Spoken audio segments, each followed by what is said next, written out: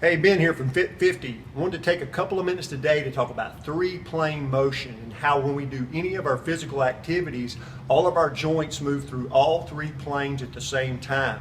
And not only that, when we're injured, maybe with a muscle strain or a muscle tear, how we need to use those three planes of motion to properly rehabilitate our muscles, to realign scar tissue and healthy tissue back to make the muscle whole again. Let's get to it. When our bodies or joint segments move from side to side, that's known as the frontal plane. When they move from forward to back, that's known as the sagittal plane. Rotational movements around the center axis of the body, or rotations around a joint, are known as the transverse plane. When observing some body segments like the shoulder, it's easy to see how that joint could move through all three planes of motion at the same time. But a joint like the knee, especially in an open chain exercise like the leg extension here, it looks like it only moves through the sagittal plane, forward and back. But when the foot's actually on the floor, the knee moves through all three planes of motion at the same time. The joint formed at the wrist by the hand and arm bones is a great example of a multi-plane motion joint.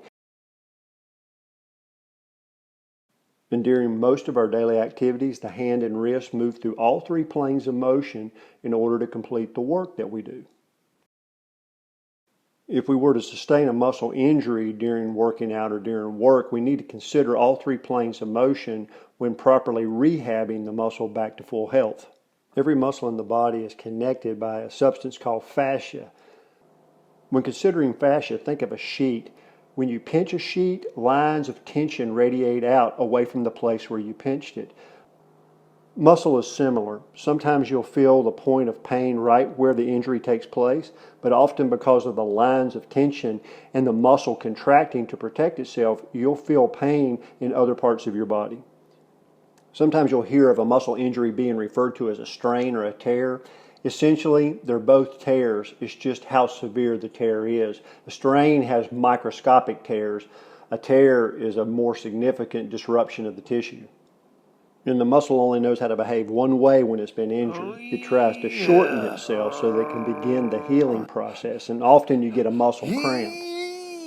Okay, let's get away from this guy. During the shortening, the muscles try to knit themselves together again by trying to establish new muscle fibers. Most people have experienced and understand external injury and how the body tries to heal itself with healthy tissue. First there's a scab, and then the body lays down healthier and healthier tissue until the wound is completely healed. Internally, the body heals muscle strains and tears very similarly.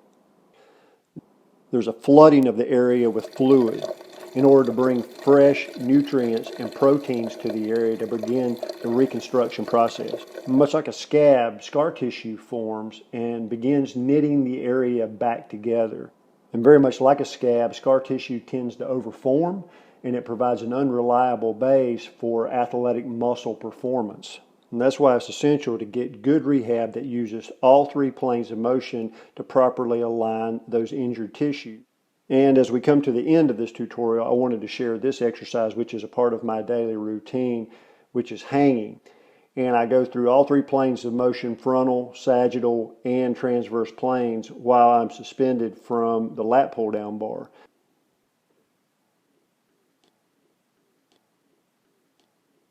Gravity is always pushing or pulling us down, compressing our joint spaces and our disc. So having some distraction, pulling ourselves apart, and especially working through all three planes of motion while doing so is a great feeling. All right, that was three-plane motion. I hope you guys have a better understanding of how we use all three planes of motion at the same time to move through our daily activities. Stay tuned for more Fit 50 tutorials, and in the meantime, I hope you guys are all staying Fit 50.